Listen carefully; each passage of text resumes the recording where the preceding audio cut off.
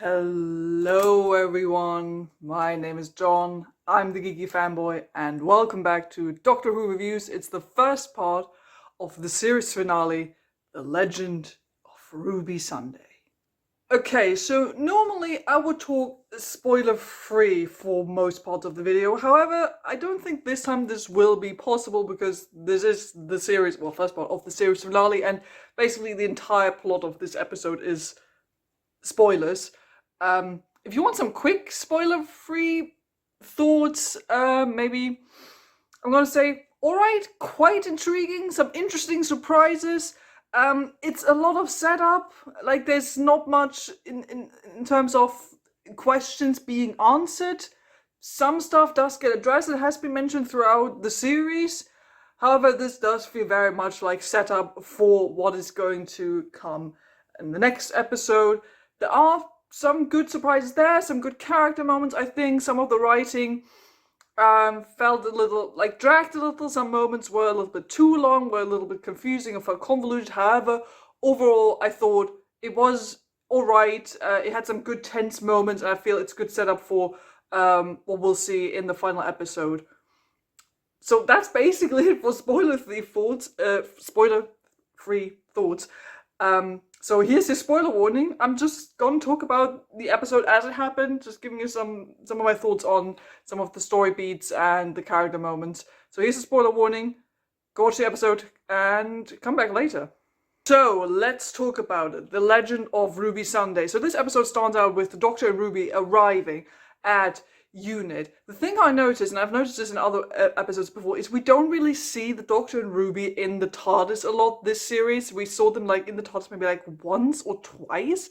Why do we? Because we used to have scenes set in the TARDIS, in the console room or in another room of the TARDIS, and then the Doctor and their companion just hanging out or talking about something. We don't really get that this series. It's usually just the Doctor and Ruby arriving, and we see the TARDIS from the outside, or the Doctor and Ruby are already there where the episode takes place. And so it's it's the same thing with the beginning of this episode, which I just noticed yet again. I don't know, it's the set for the inside of the TARDIS too expensive to shoot in? I don't know, because it's quite big. I don't know. So the Doctor and Ruby are arriving there. Good energy here again from Ncuti Gatwa as the Doctor, as he comes out, immediately connects with Rose Noble, and starts initiating conversation with everyone around the room, learns their names, who he doesn't know yet. I quite like that. I like that we already see here that Ruby and Rose are hiding it off quite well. I liked seeing Rose again, so Donna's daughter. Was fun seeing her again. She doesn't really get to do a whole lot in this episode, as she's most just there for just throwing in some dialogue lines and to show she's working there and all that.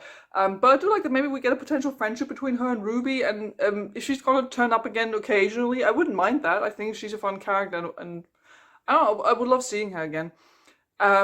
We also get this kid genius character who was quite fun. Again, not bringing that much to the episode, but I think he was a fun addition to the overall cast. How he did make me wonder though what happened to, and I'm sorry I forgot him, what happened to the lady from the, is it from the anniversary specials with the rocket boost wheelchair or something? What happened to her? She didn't even get mentioned.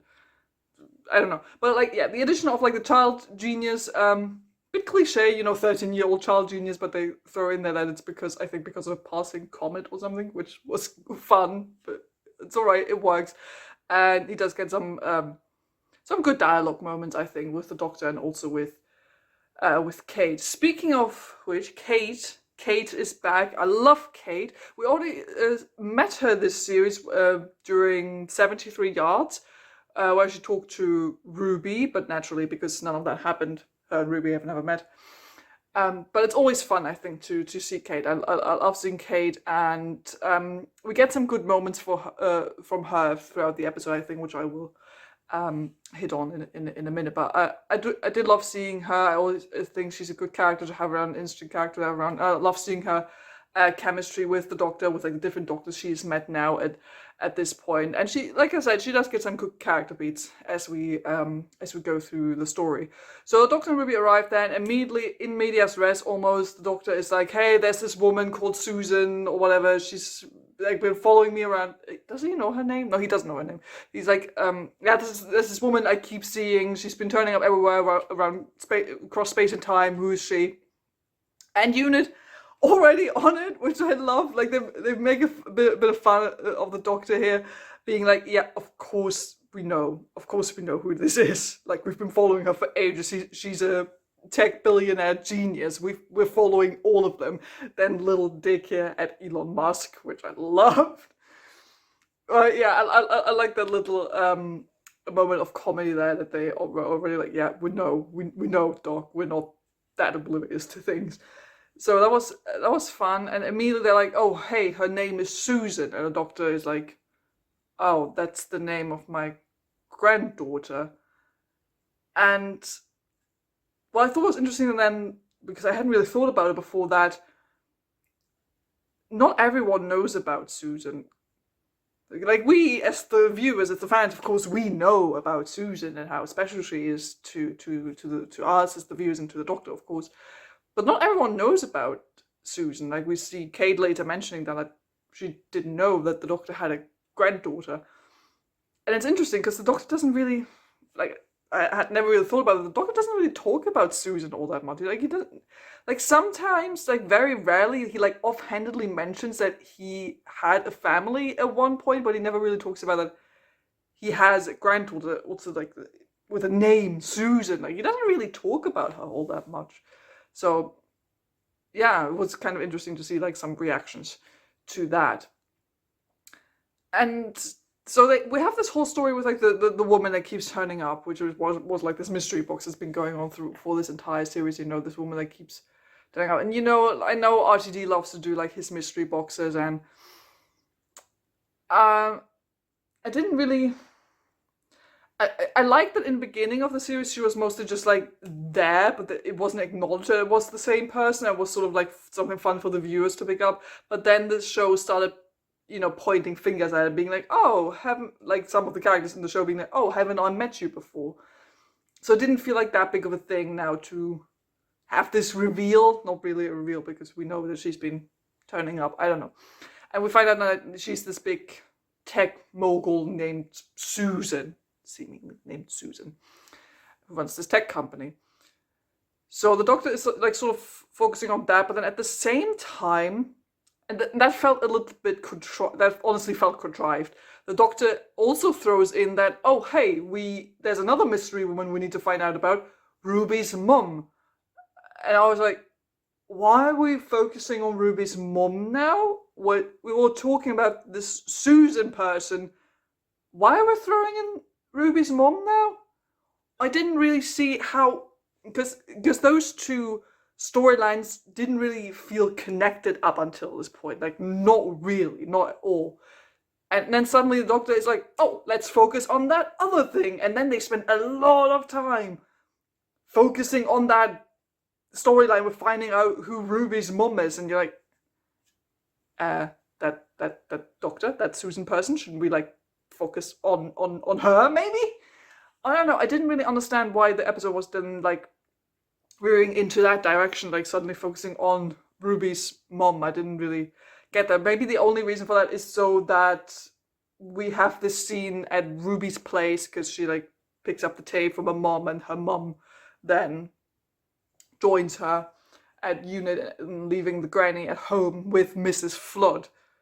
And then we get this one weird scene with Mrs. Flood being all like spooky and mysterious next to the granny, and then she doesn't appear for the rest of the episode.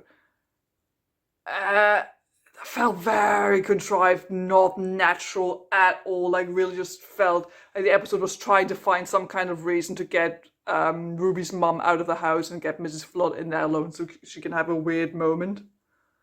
No idea. Quick mention of Mrs. Flood here. I don't really like to speculate with shows I watch or movies, so I don't know. I'm gonna be surprised, I guess, next week. She could be Susan. She could be Ruby's mom. I think those are like the two most popular theories at the moment. Maybe also Ruby from the future. I guess we'll see. I mean, she's probably somehow connected to the god we'll talk about. But yeah, not really much there yet at the moment, which is one of those moments where what I meant earlier, where I said this episode sets up a lot of stuff and opens up some of the mystery boxes, but doesn't really give us any proper answers yet. That's one of those moments. So Ruby gets the tape of the day she was born or left at the church.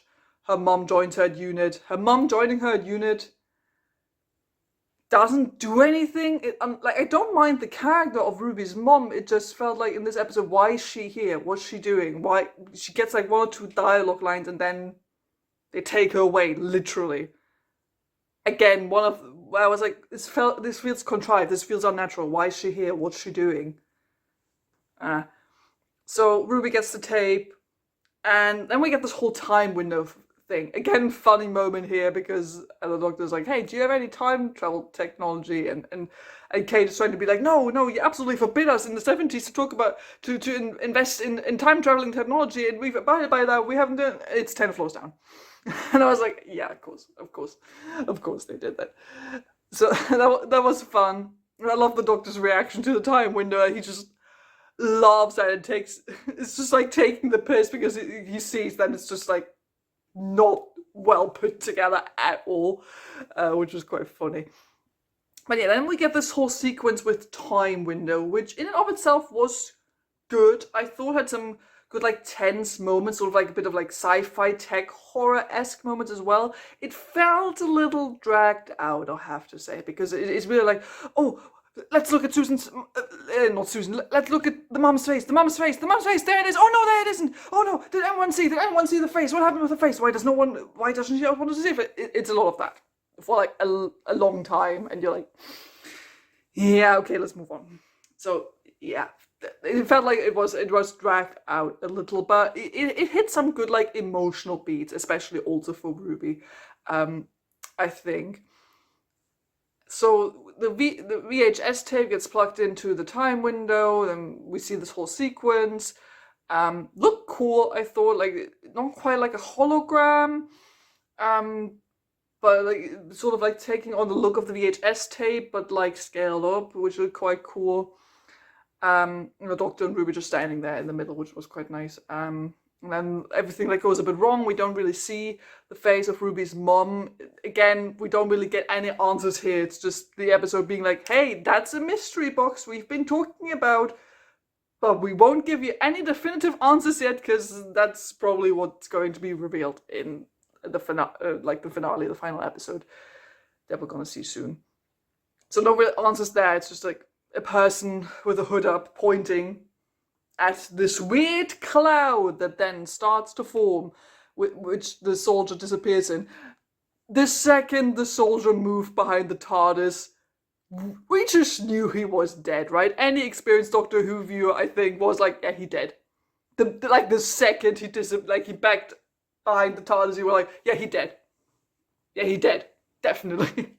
So that wasn't really that big of a surprise. But then we see like this big cloud of like black smoke. It looks a bit like, I don't know, like magma or lava, like very intimidating. And then we hear this, we do hear like this strange voice, and I know I'm going to come back to it later, but the voice for the monster that we get in this episode, brilliant. I'm gonna talk a bit more about the voice actor they brought back for this, because it's a familiar face, or voice.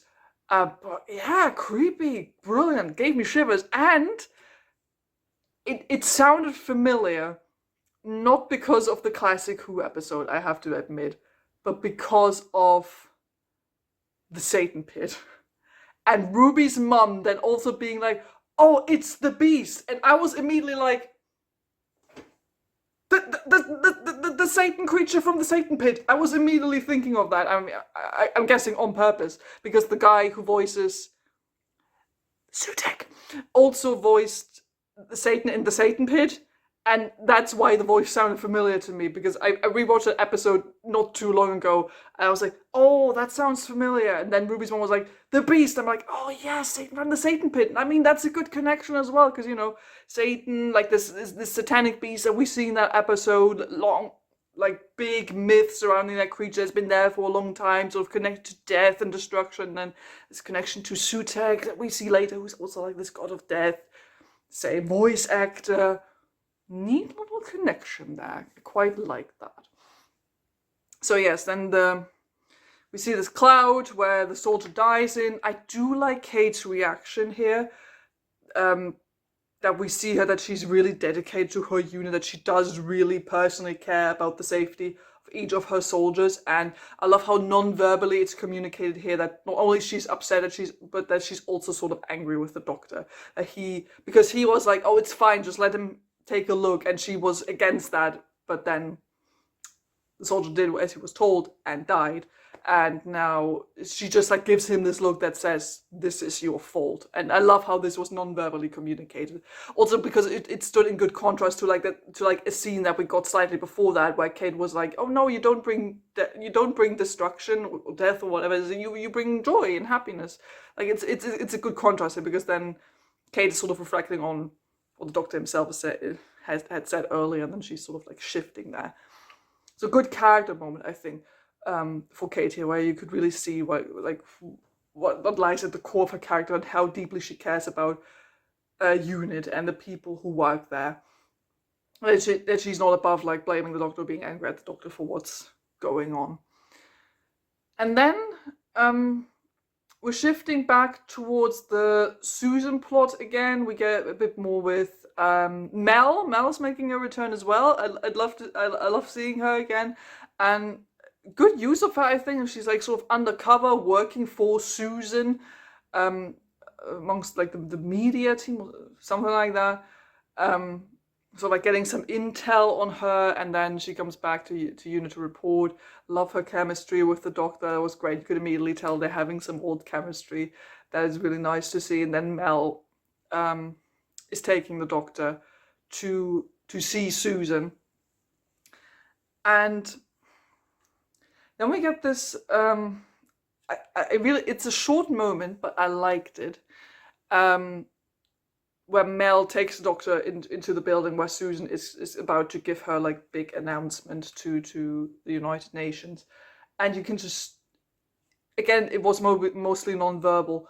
The doctor just like having a moment of anger as he like bangs against the wall a couple of times, because he's just so frustrated, angry with himself for what happened, that he doesn't know what's going on, that someone died, that he once again, because of what he said, someone died. It's someone who was working with Kate, someone who he talked to previously. He was like, oh, I'm responsible for so much death, and she was like trying to convince him that it's not the case, and then this happens because of him, and he's so angry and mad because he doesn't know what's going on, because he's trying to fix the situation, but he doesn't want to let people die, and this has happened, and he like bangs against the wall. I love that. It was a good moment. And then Mel stepping in there, like sort of trying to snap him out of it with like some harsh words, like sort of tough love, being like, okay, I know you're upset, but basically like, get your shit together and let's fix it, because that's what's gonna solve the problem.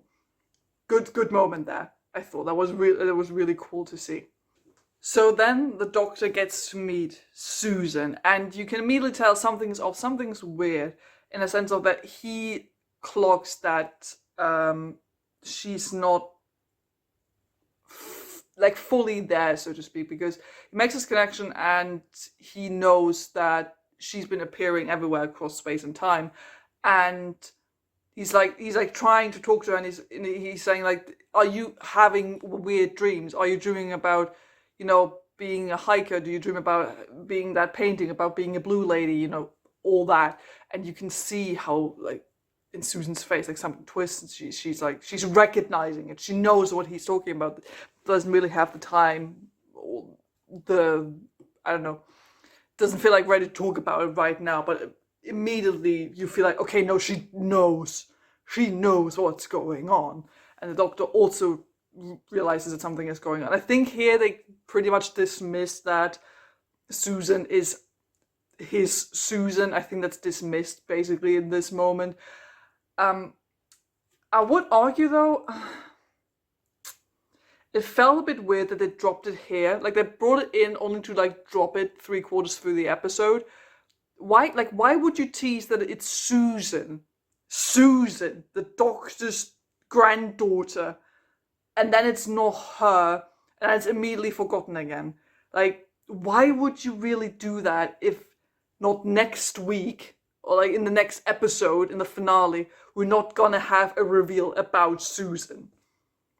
Like, it would feel weird to just like have this in there as like a tagline or to draw attention, be like, oh, it could be Susan, it could be the granddaughter, and then it'll be like, yeah, no, it isn't. And then it never comes up again.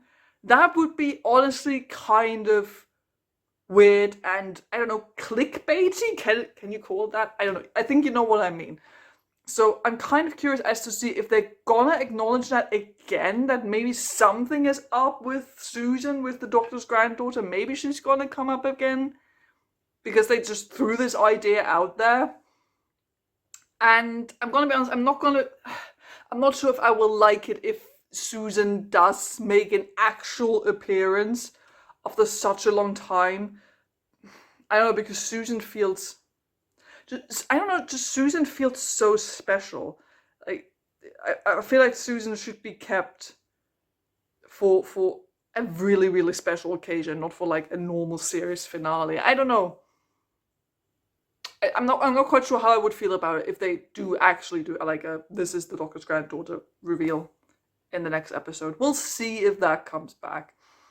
So then Susan goes to like give her address and all that, to like her speech or whatever. And while this is happening, like the demon voice comes back. Back in unit, they're analyzing what the weird cloud was, and then they realize, oh no, it's forming around the TARDIS. It's there. It's materializing in real life. And the doctor's like on the phone with unit, but while he's in the room with Susan, and then this whole black cloud starts forming again, and you get like this deep male demonic voice again. Great voice acting from that man, who's I think 91 years old. So not bad. Like it created some really good tension, like really creepy. Like it immediately draws you in, like it's really commanding and just like feels like it's setting off like ever so slightly. And the black cloud like sort of forming, and you see that like some kind of demonic shape is coming out of that, and at the same time something's happening to one of the employees at unit with Harriet, who up until now was like a fun, normal person who hung around with everyone else, and now it turns out, oh, her name is Harriet Arbinger, so she's one of the Harbingers, and you're immediately like, oh no, that's bad. And you realize at the same time something is going on with Susan, like she keeps thinking about those dreams that she's having, and she hears this weird voice as well.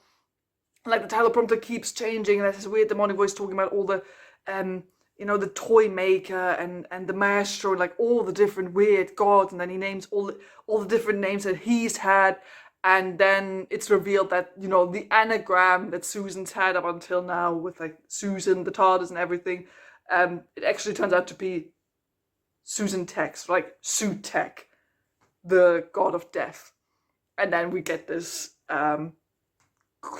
this weird demonic looking dog monster forming up on the TARDIS with this creepy voice, while Susan is like transforming into one of the Harbingers and immediately just like kills someone, turning them into dust immediately. And then it immediately cuts to be continued. Okay, so all like those final moments, good setup, felt proper, like actually properly creepy, like we're really building up to something tense, to something big. Now, the first thing I'm gonna do after filming this is I'm gonna watch Pyramids of Mars because I'm not familiar with the episode. I think I had seen clips of the episode years ago. Like when the name Sutek came up, I felt like I've heard of this guy before, but I wouldn't have known. I honestly wouldn't have gotten there. I had to like read up on him after finishing the episode. Like I said, I'm gonna watch Pyramids of Mars next to catch up on some Doctor Who classic Doctor Who knowledge from the 70s. I've heard some people say, I think that maybe this reveal hits more for people who've watched Classic Who than for new Who viewers. I could sort of see that because maybe some people will be like, oh, this feels big, but I have no idea who this is. But I don't know. I mean, I'm mostly unfamiliar with the character, and the surprise got me. Like, I didn't know what was gonna come up, and then it was like Sutek. I was like, oh, okay, seems like a big deal. Seems vaguely familiar, but I wouldn't really know how. Like, so that was sort of my reaction to it. But honestly, the way it was built up felt really great. It felt properly creepy. Again, great voice acting. It's the same guy who originally voiced Sutek back in Classic Who, and who also voiced the Beast in the Satan Pit. So good connection there, and he's doing some like really excellent voice acting here. Again, the man is again 91 years old. Brilliant work from this man.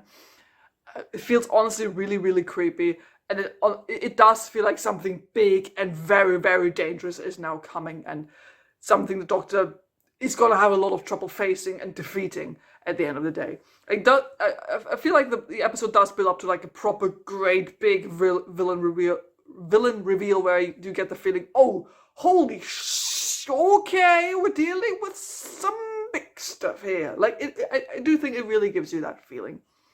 Now, in terms of what this episode is doing, it's all right. It is mostly there for setup, as those two-parter finales tend to be, and I think it also shows yet again. I mentioned that in previous reviews that this series isn't long enough. Like, this is episode 7. We're gonna finish up this series with episode 8.